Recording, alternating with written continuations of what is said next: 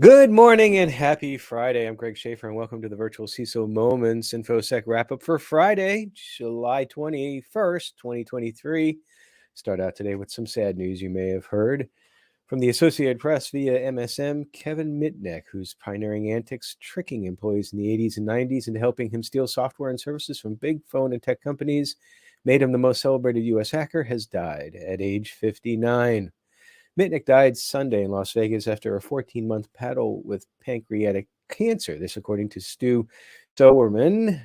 Hope I'm pronouncing that correctly, Stu, CEO of the security training firm KnowBe4, where Mitnick was chief hacking officer.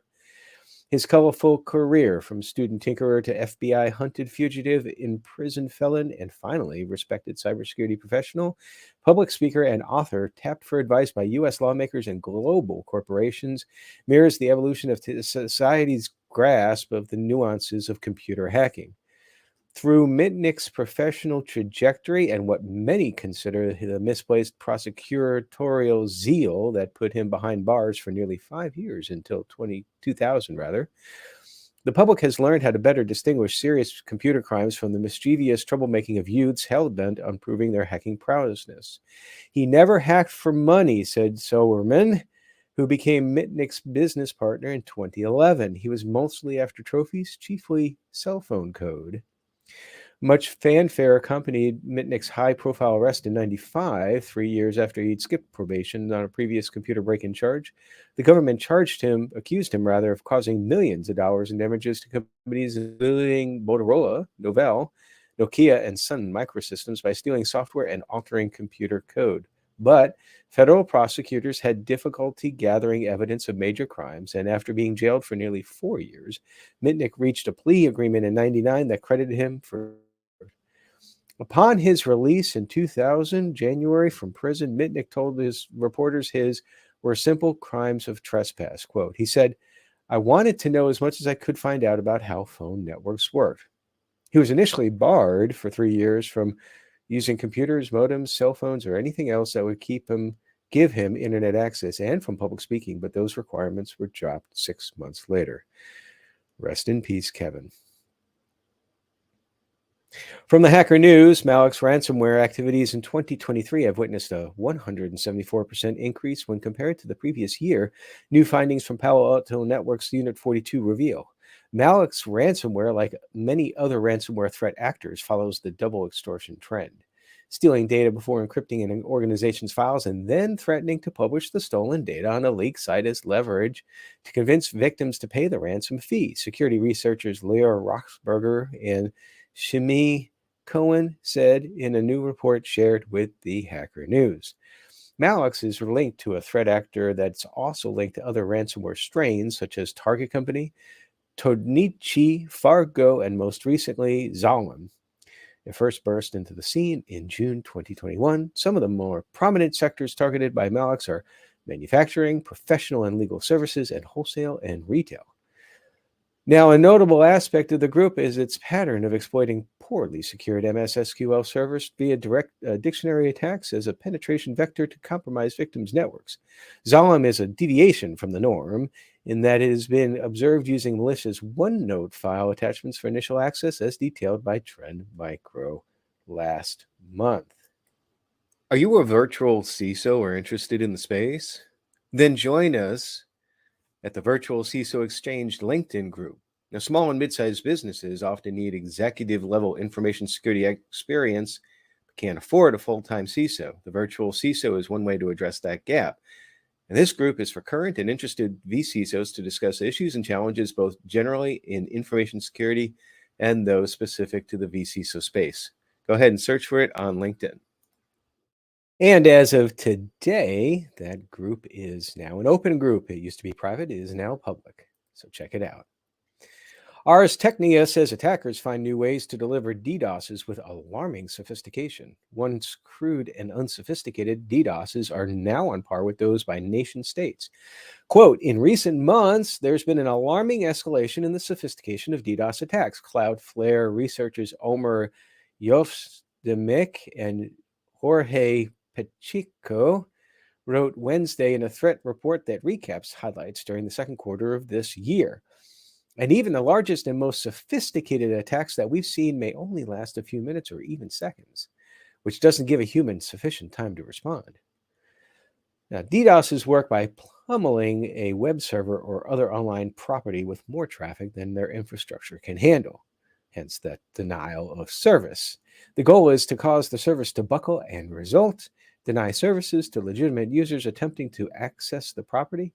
DDoSing is akin to a large group of teenagers who call a pizza shop phone number all at once. The flood of junk calls uses up all available phone lines and exhausts the personnel available to answer. People trying to place legitimate offers are then unable to get through. That's an interesting analogy. I think somebody had pizza on the mind when they were writing this.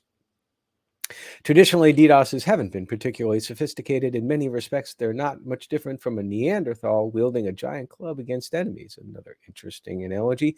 The caveman with the biggest club will generally win. More recently, this has begun to change as Cloudflare, Microsoft, and other large companies devise new methods to curb the effects of DDoS attacks. Threat actors, some aligned with the Russian government, are pioneering new ways to counter those defenses. And the newer methods attempt to do two things. Number one, conceal the maliciousness of the traffic so defenders don't block it. And number two, deliver ever larger traffic floods that can overwhelm targets even when they have DDoS mitigations in place. Island has announced the Island Enterprise Browser is now available in the AWS Marketplace. Let's see where this is from. This is from HelpNet Security. I should have mentioned that in the show notes as I was reading it. So Island Browser, as I scroll back down to it, is now available in the AWS Marketplace, which is a digital catalog that customers can use to find, buy, deploy, and manage third-party software that runs on Amazon Web Service, the most widely used cloud computing platform. Quote, making the Island Enterprise Browser available through AWS Marketplace immediately provides us with the ability to reach the vast number of AWS customers, said Mike Fay, Island's CEO.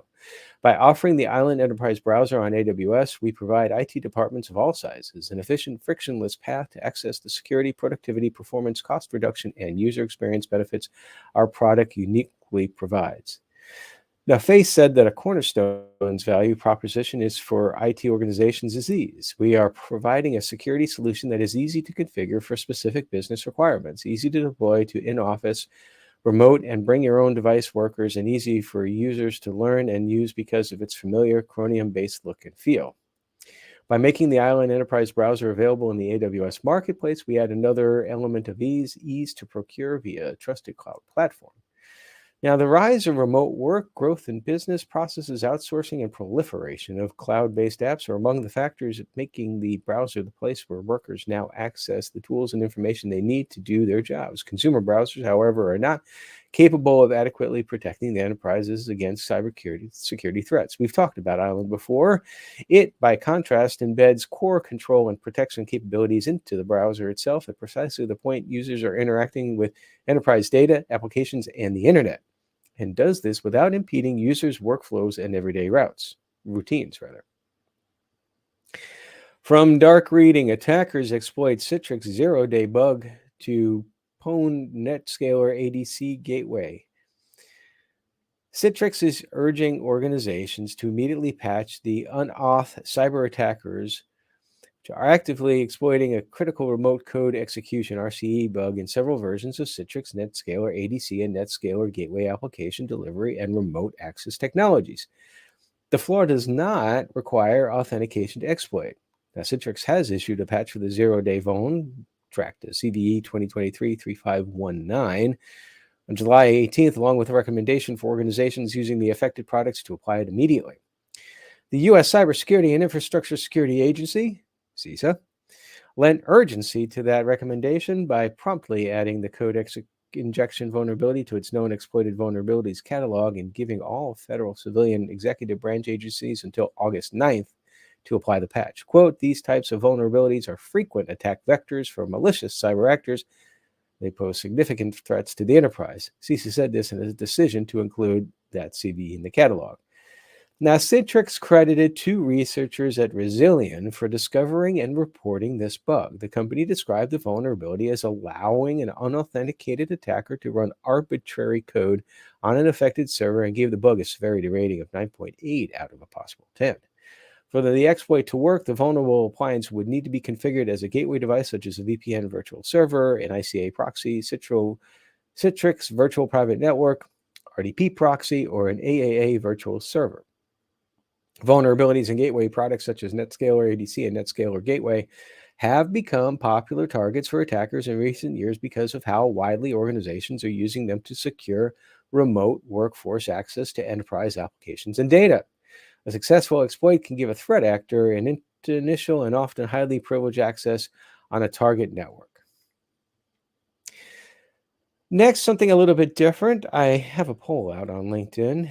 While I would submit it's considered unprofessional, the reality is often that prospects do not respond to proposals, leaving sales hanging out and forecasts difficult. Now, in an ideal world, all prospects would have the courtesy to at least thank the salesperson and their team for the time involved in constructing a proposal. I'm curious as to the prevalence of this. And so, my question for the poll is for cybersecurity products and service sales professionals, how often do prospects ghost or never respond to you after receiving a proposal? So, in other words, you're contacted, you have a call with them, they scope out what they're looking for, your organization creates a proposal, sends it out, and despite maybe a couple of follow-ups, you don't get a response. Interested to know, there have been only about 16 responses as of today, the last time I looked actually, so would like to see where we're going with that. The link to that, by the way, is in the show notes, as always. BugProof has a checklist available, speaking about links in the show notes, as a spreadsheet for download for IoT compliance for Europe. If interested, just check out that link. It looks rather interesting. I know it's to a limited subset of folks, but it could also be applicable to IoT risk management, not necessarily covered by those regulations. That's one of the reasons why I included this. Or DDoS botnets have been used to actively exploit a critical vulnerability found in Zyxel, ZYXEL. I'm going to pronounce it Zyxel, but I don't know if that's correct. Firewall modules. The flaw identified by Fortinet security researchers as CVE 2023-28771 explicitly affects the Linux platforms. Exploiting the vulnerability, remote attackers gain unauthorized control over the vulnerable systems, enabling them to conduct DDoS attacks. Discussing the vulnerability in a blog post published on Wednesday, July 20th, Fortinet senior antivirus analyst Carolyn said it stemmed from a command injection vulnerability enabling attackers to execute arbitrary code by sending a specially crafted packet to the targeted Zyxel device. The severity of this flaw, rated 9.8 on the CVSS scoring system, of course it's out of 10, was reported by researchers from Trappist Security. After Fortinet's research exposed the vulnerability, Zyxel promptly released a security advisory on April 25th. Despite this, the Cybersecurity and Infrastructure Security Agency, CISA, added the flaw to the note, so we'd already talked about most of this as well, too. As a reminder, you can view videos of all virtual CISO Moment podcast discussion episodes on YouTube. The handle is vCISO. Link is also in the show notes. I'm getting close to episode number 100. I don't know who that's going to be at this point in time, but it's going to be in a couple months. If you're interested in participating, if you have a great cybersecurity story, career story that you want to share, if you're passionate about helping small and mid-sized businesses, I'd be happy to talk with you on the podcast. You can email me at greg.schaefer@secondchancebook.org. You don't have to worry about writing that down now because it is in the show notes. Of course, you can also subscribe to the podcast on all major podcast platforms. Most of those are just audio, I believe, but Spotify has a video component as well. And finally, I have a little bit of a scheduling conflict, so it's not going to be a quick strike on Monday, but I have a good news as far as replacement go. Have a special replacement discussion there with Denny Wan, and he talks about, among other things, fair factor analysis of information risk, and also how important it is, the relationship between the CFO and the CISO. And that's it for today. I hope you have a wonderful weekend. And we will not see you on Monday with a quick strike, but we'll see you with Denny.